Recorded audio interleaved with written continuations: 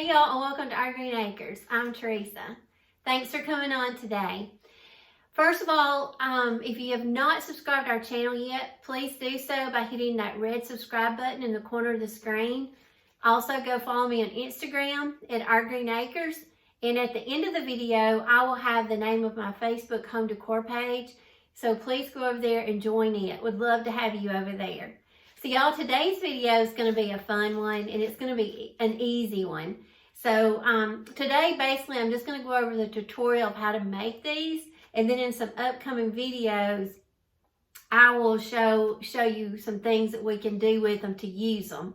So it's going to be coffee filter flowers. So basically, for $2, you should be able to get coffee filters at Dollar Tree, and the little vase that I'm using to display them is going to be from Dollar Tree. So for $2, you can get, how many packs? These did not come from Dollar Tree, but I know you can get them there.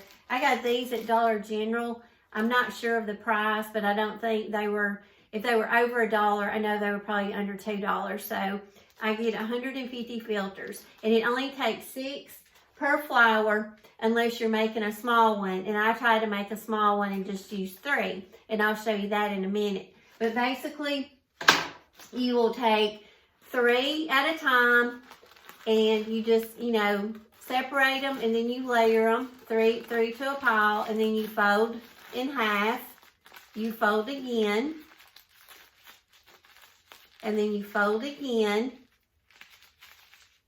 and then we're going to fold again. And my folding's not that great because I'm just doing this, kind of going over it real quick with you in person. All this will be on the video too, but I'm just going to kind of talk it out with you too. But you're going to end up with this right here. And so basically you're going to do 2 of these. One is going to be a shorter top petal, and one's going to be your longer top petal.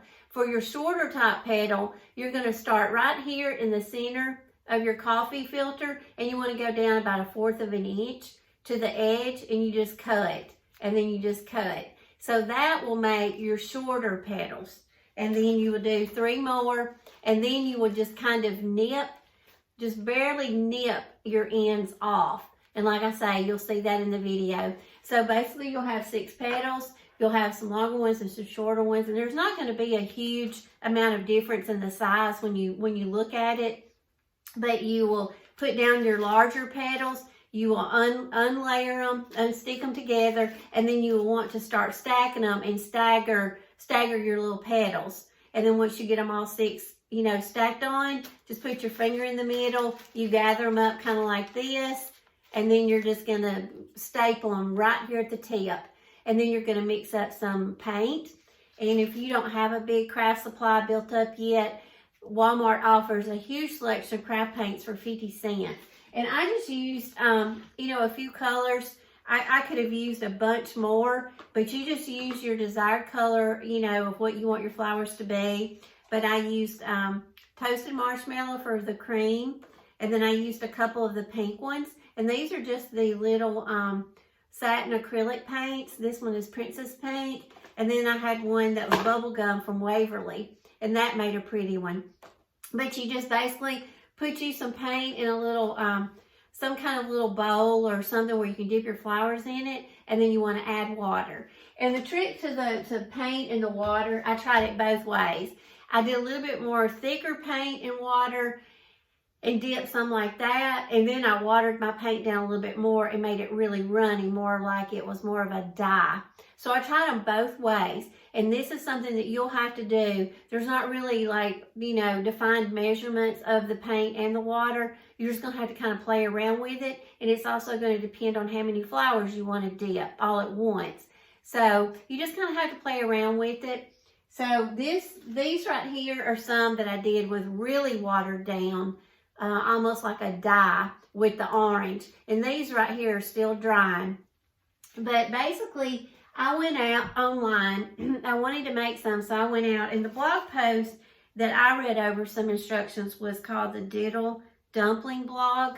And I will have the information to this website down in my description box if you want to go out and read the blog, tutorial of how they made them. I will put that down in the description box. I did some of the things they said in it, and then some of it I just kind of put my own spin on it and kind of did it my own way. But basically, you know, you're just mainly scrunching them up as much as you want.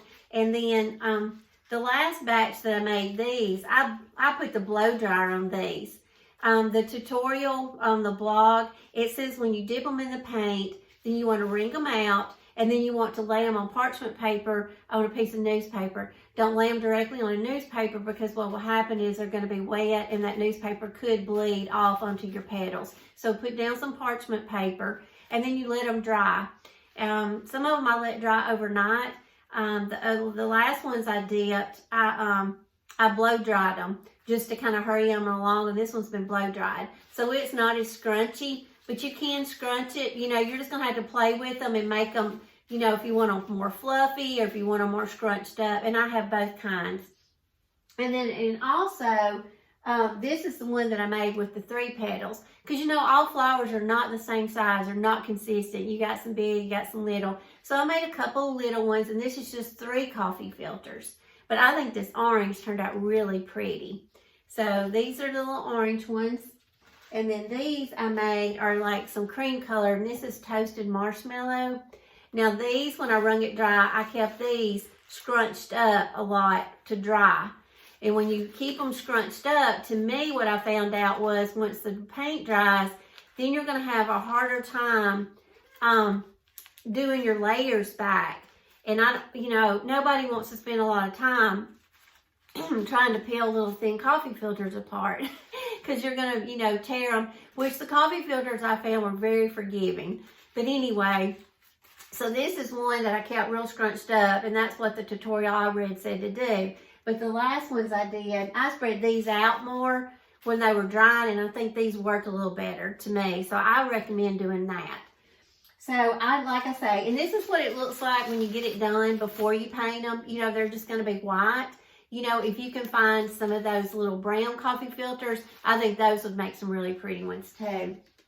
And for the stems, the tutorial that I read, she took a coat hanger, cut it off to make a stem, and then she just kind of made a little hook, and then she went in to the flower and just, you know, hot glued that little hook up in here. And then I think she put some floral tape on the coat hanger. But I decided I have leftover stems and leaves from florals that I take off, and I have a whole bag of these. So I just went and I got this part right here, and I just cut the branch part off where I'm just left with this, and this is what I used for my stems. And this one is a little bit of a smaller one, but, you know, I've got some that are bigger. You know, other options for the stems could be, you could get a drinking straw and, you know, cut it off to your desired length, whatever kind of vase you're going to put it in, and you can spray paint those, you know, whatever color you want, if you want to make your stems brown or if you want to make them green. So drinking straws would be a good option. And then also, don't forget your Mod Podge sticks. Like this sponge right here, it is done for. So remember, you know, throw the sponge away, but keep your stick, because see, they just screw right off. And I mean, you can use this for so many things. I've got a kitty cat down here that's wanting to dislodge my tripod. Sorry, y'all. But anyway, you know, like I say, your Mod Podge sticks. See there? And then, like I say, you'll have to paint it whatever color you want. And, you know, in some of your stems, you may not even see. It's depending on what kind of project we're going to use it on. So, I think that is all I've got to go over today. Just kind of, like I say, hang on just a second, y'all. Kitty cat. Come here. This is Taylor. She's my little girl cat. Say hey to everybody. Say hey. Everybody loves to see little kitty cats. Okay. All right, let me look at my list real quick, y'all. Because like I say, I think I've covered everything. And then I'm going to also show y'all another inspiration that I saw was a Neiman Marcus. I'm so sorry. Okay.